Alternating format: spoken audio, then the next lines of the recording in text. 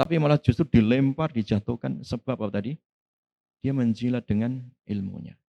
Nah, kenapa Bani Israel yang dikenal dengan ahlu kitab kemudian ya mereka tetap dijuluki kafir oleh Allah? Sebab mereka menjilat kekuasaan, menjilat harta, bahkan menyembunyikan ilmunya Allah, kebenarannya tadi. Ya, itu kan kaitannya dengan masalah apa tadi? Adab, ya kan? Makanya ilmu tanpa adab itu pastilah apa? Rusak. Makanya ada satu kaidah ya, akhwah. Wa kullu man bi ghairi ilmin ya'malu a'maluhu mardudatun la tuqbalu.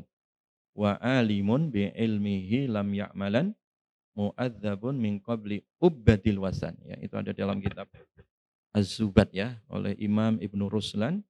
Dalam mukaddimah kitabnya beliau mengingatkan kepada calon-calon fuqaha, orang yang mempelajari kitab ini, bahwa wa kullu man bi ghairi ilmin ya'malu, setiap orang yang tanpa ilmu dia beramal, a'maluhu mardudatun la tuqbalu. Amalnya itu apa? Tak diterima. Ya, amalnya mardud, tertolak, la tuqbalu alias tidak diterima. Jadi ilmu amal itu menyatu. Tetapi ilmu amal yang enggak ada adabnya itu juga sama, terlaknat. Wa alimun bi ilmihi lam ya'malan, orang alim, orang disebut ilmuwan, dengan ilmunya dia enggak punya adab, enggak punya amal, ya kan? Mu'adzabun, dia diazab oleh Allah min qabli ubbadil wasan. Sebelum para penyembah berhala diazab. Paham ya? Jadi sebelum orang-orang musyrik ini dihisab, diazab, itu justru ini ilmuwan su ya, ulama su. Ya, ulama su, ulama dunia yang menjual ilmunya demi kepentingan apa? Dunia. Karena yang enggak punya adab tadi itu ya. Baik, ahibati fillah yang dirahmati oleh Allah. Jadi oleh karena itu, disinilah kenapa pertama kali, hari pertama kita kenalkan tentang masalah adab ini ya. Karena itu sangat penting. Dalam Al-Quran pun, ketika Allah bicara tentang ilmu, itu diiringi dengan bicara tentang adab.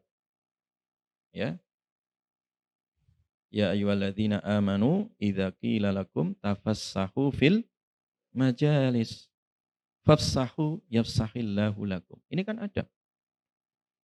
Jadi ketika hadir di majelis ilmu itu Allah enggak langsung kamu belajar ilmu, ta'allamu.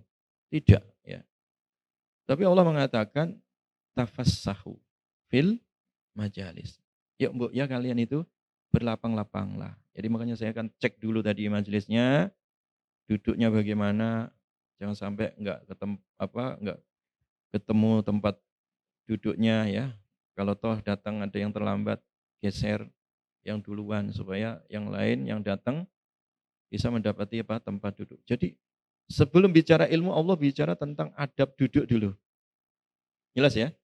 Ini adab kan? Jadi al-adab qoblal ilmi. Ya kan? Yang hadir di majelisnya Imam Ahmad bin Hambal itu 5.000. Ini berapa ini? Mahasiswa ada berapa? Ada 5.000 ini. Bayangkan 5.000 itu kelasnya kayak apa? Sini sampai lampu merah kali ya. Ya. 5.000 itu yang hadir di majelisnya siapa? Imam Ahmad bin Hambal. Zaman itu belum ada mikrofon kayak gini. Itulah hebatnya para ulama ya, dengan keikhlasan ilmu itu sampai. Nah, kemudian yang diizinkan meriwayatkan hadis itu cuma 500. Loh, sisanya kemana Ustadz? Yang 4.500 kemana? Yang 4.500 itu diajari untuk beradab dulu. Diajari bagaimana adab duduk, ya, adab menulis, dan seterusnya. Makanya adab itu penting. Makanya disiapkan dulu adab sebelum ilmu. Termasuk adab itu masalah duduk, masalah membawa buku, pulpen itu bagian dari adab loh ya. Bawa pulpen semua kan ya, bawa, ditulis, dicatat. Ya, jadi harus ditulis, dicatat, dibiasakan bawa pulpen. Termasuk yang ikut mondok di Ulil Albab ngaji pagi itu ya, subuh itu ya, bawa pulpen, jangan lupa itu. Kiai kita ini ya, Prof. Kiai Haji Didin Hafiduddin, Direktur Pasca UIK. itu pernah ya tidak meluluskan satu calon doktor. Bayangin itu, doktor ya, yang itu munaqasyah ya, ibaratnya untuk menentukan hasil kelulusan dia nanti berhak menyandang gelar doktor, itu pernah dibatalin Pak Kiai Didin ya. Masalahnya sepele apa? Dia sidang tidak membawa pulpen. Jadi apa namanya, ketika diuji kemudian diberikan masukan oleh para profesor, hanya didengerin aja tapi tidak ditulis.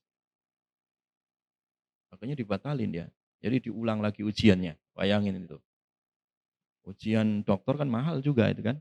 Bagaimana harus mendatangkan banyak profesor kan. Itu demi mengajarkan kepada mahasiswa bagaimana pentingnya apa tadi? Adab. Calon doktor harus punya adab. Nah gitu. Dan di sini ditekankan ya. Di sini sangat ditekankan.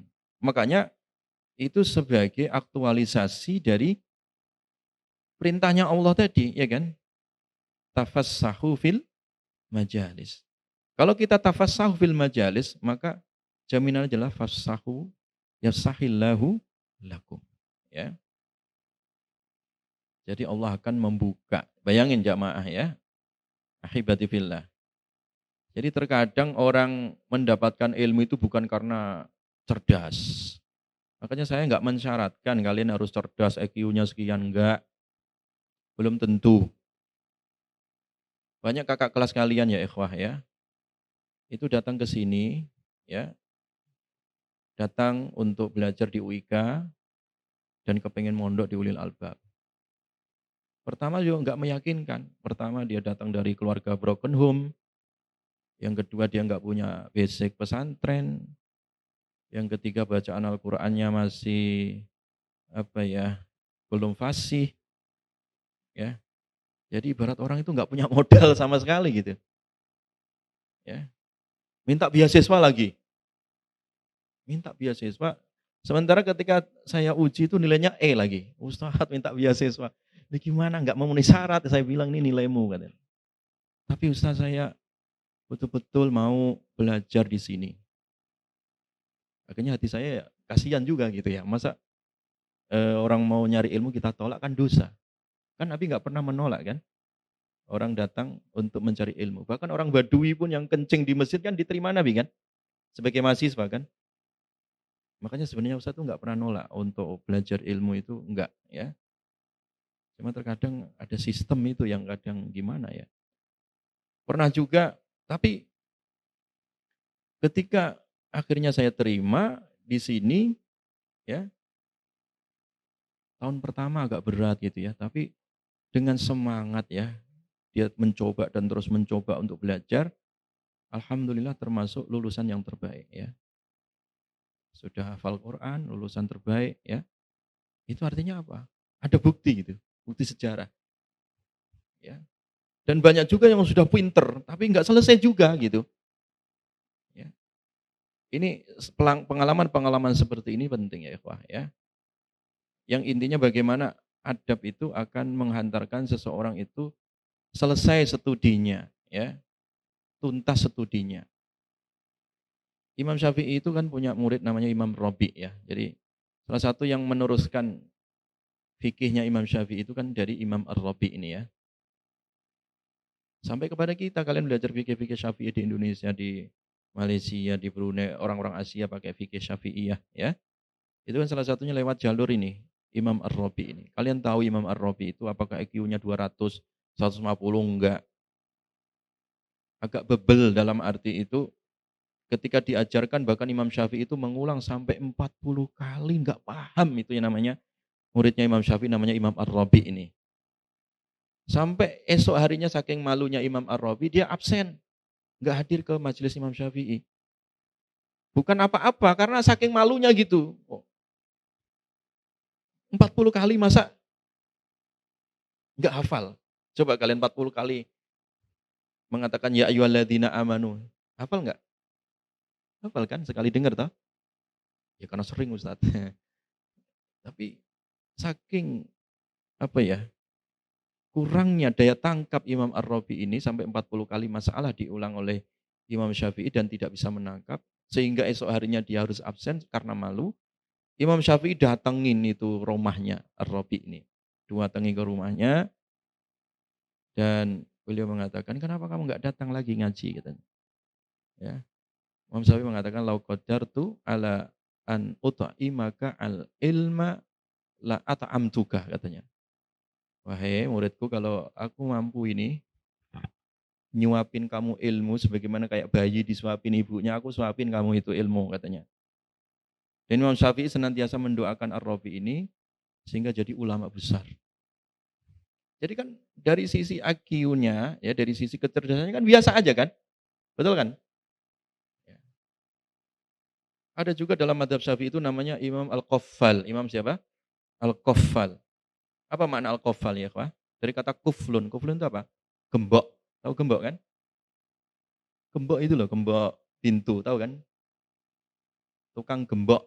Makanya kalau tukang gembok, tukang kunci pinggir-pinggir jalan itu yang suka bikin apa? Kunci serep itu namanya qaffal. Namanya apa? Qaffal. Jadi kalau diulikan wazan fa'al, itu jadi satu profesi, qaffal. Tukang sapu kannas, ya. Tukang masak tobbah, ya itu memang dalam bahasa Arab begitu wazannya ya.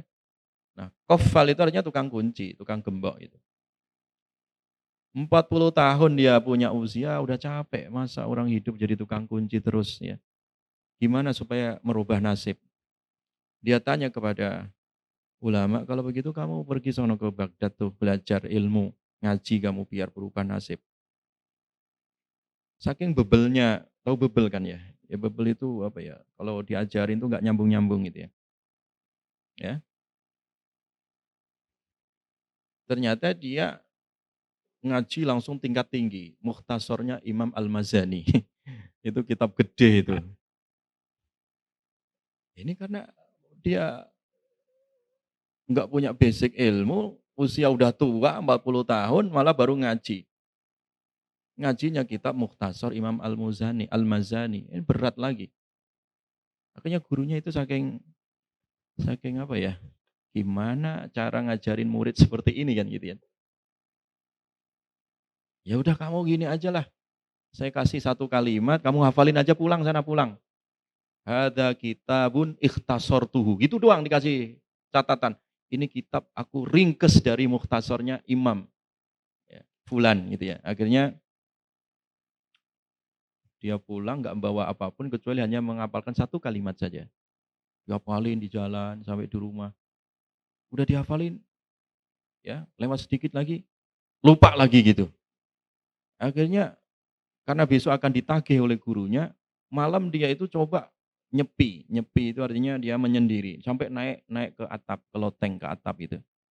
Supaya nggak terganggu dia bisa fokus menghafal. Ada kitabun ikhtasortuhu. Ada kitabun ikhtas. Hafal, udah hafal. Kemudian ngantuk ketiduran, lupa lagi tadi apa ya?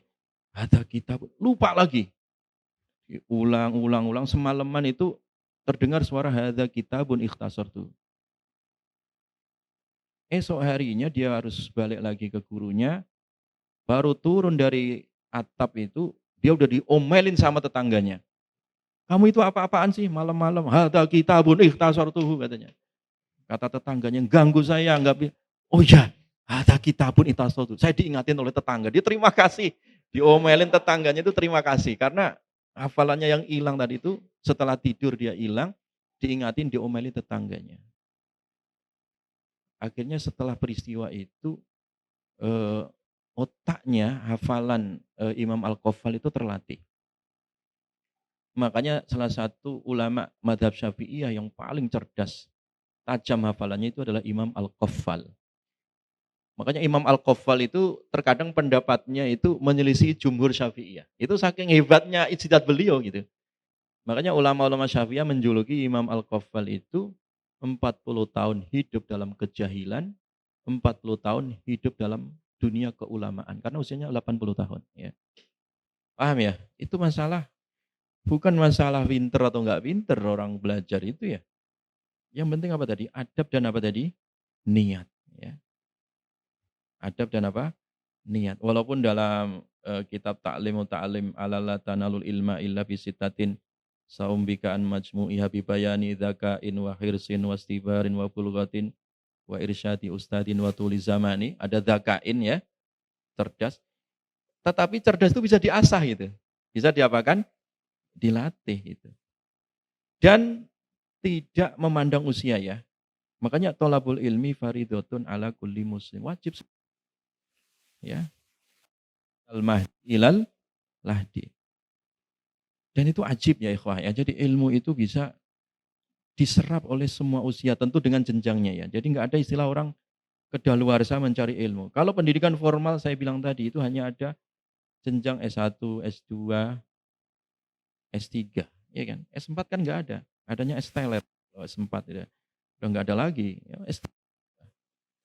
tapi dalam konsep pendidikan Islam itu nggak dibatasi dengan S3 sebenarnya. Selama dia masih hidup, disitulah dia harus apa? Menjadi manusia apa? Pembelajar. Karena ilmu tidak ada ujungnya, ya. Ilmu tidak ada habisnya. Ya kan? Kalau seandainya ranting-ranting ini dipakai untuk nulis ilmunya Allah kan nggak sampai tuh. Walaupun lautan itu menjadi tintanya, ya kan? Nah, jadi oleh karena itu tadi dengan sifat adab tadi itulah menyebabkan orang itu punya adab kalau ilmu, ya. Bukan berilmu malah petetang petenteng, sombong, congkak, ya. Orang berilmu itu kalau punya adab itu semakin dia tinggi itu kayak kayak kayak padi, ya. Tahu kan padi kan, ilmu padi itu semakin berisi dia semakin tawadhu, merunduk ya. Tapi kalau orang berilmu dia tidak punya adab itu seperti rumput ya. Tahu rumput ilalang? Semakin tinggi tinggi sih dia. Malah ganggu jalan terus nggak ada isinya, ya kan? Jadi parasit, ya kan? Itulah ilmuwan yang nggak punya adab. Kerusakannya lebih besar daripada kebodohan itu sendiri. Ya kalau orang ilmuwan, ya, ya. Fasadun kabirun alimun muttahatikun ya. Kerusakan besar seorang alim ya, seorang ilmuwan ketika dia adabnya rusak. Iya kan? Dan bahkan ngalahkan hewan ya. Kalau udah bikin rusak tadi kan Bal'am diumpamakan seperti apa? Hewan kan? Ya, bahkan hewannya itu hewan yang najis ya kan? Anjing. Kalau tahu orang kafir atau orang-orang yang memuja dunia mereka disebut ulaika kal an'am ya, balhum adall. Tapi kalau Bal'am lebih parah tadi. Ya. Karena ilustrasinya gini ya, ikhwah. Kalau hewan dia melakukan kerusakan, tahu bajing kan? Bajing. Tahu bajing? Apa? Tupai. Yang biasa merusak kelapa itu kan? Itu paling yang dirusak kan satu pohon kan? Betul nggak? Tapi kalau bajingan itu kelapa satu negara habis. Iya kan? 1.000 hektar kelapa sawit, kelapa milik negara, milik orang ya habis sama bajingan ya. Ngalahkan bajing ya. Paham kan? Nah, itu filosofinya ya. Jadi oleh karena itu tadi Allah menyeru supaya beradab dulu ya. Jadi wa idza qila suzu fangsuzu ya. Jadi kalau dikatakan ya, kalau tadi dikatakan lapang, lapang, dikatakan berdiri, berdirilah. Maksudnya itu artinya ini masalah adab ya. Bagaimana dalam adab itu, dalam berilmu itu kita sama-sama legowo ya, sama-sama lapang ya, sama-sama kita ini satu hati dalam arti enggak adalah yang merasa sok pinter, wah saya udah sering dengar, jangan. Kita udah dengar 1.000 kali paparan ustadz atau guru itu ya sama kayak kita mendengar pertama kali. Ya, karena kalau udah merasa sok tahu itu bagian dari kesombongan. Ya, bagian dari apa? Kesombongan. Ya. Makanya orang yang berilmu dengan adabnya tadi itu, yarfa'illahu alladhina amanu minkum walladhina utul ilma darajat. Darajat, jamak darajah ya. Allah angkat itu derajatnya kan. Minkum di antara kalian ya. Amanu minkum ya. Alladzina amanu minkum. Terus walladzina utul ilma ya. Jadi iman dan ilmu nggak bisa dipisah. Makanya di UIK ini kan pilarnya iman, ilmu dan apa tadi? Amal. Walaupun sederhana kalimat itu ya, Pak. Tapi ini sudah mewakili semua ya, inti apa yang diajarkan, yang diaktualisasikan di kampus ini, ilmu, iman dan amal. Iman, ilmu dan amal ini. Cuman ini salah tulis ya, kok linu ini ya, limu atau apa? Ilmu itu ya, salah ketik itu ya. Ya. Jadi ilmu ya, iman, ilmu dan amal ya. Baik, yang kedua ya ikhwah ya, kelihatan kan itu ya? Kelihatan? Hilang. Kelihatan?